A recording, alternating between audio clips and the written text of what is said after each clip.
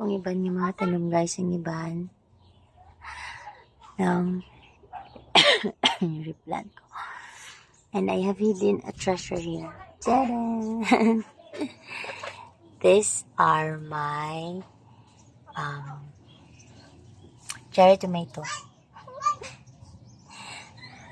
Ako ni itaguan kay mas brand og bunyag sa mga bata kapatay.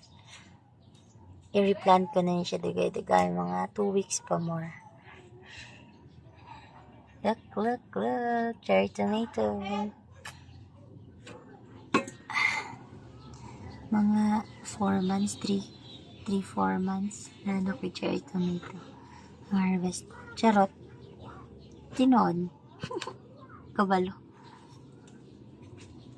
I'm excited. Nangita ba ko plat ko. Asan ako siya isalo. Sili.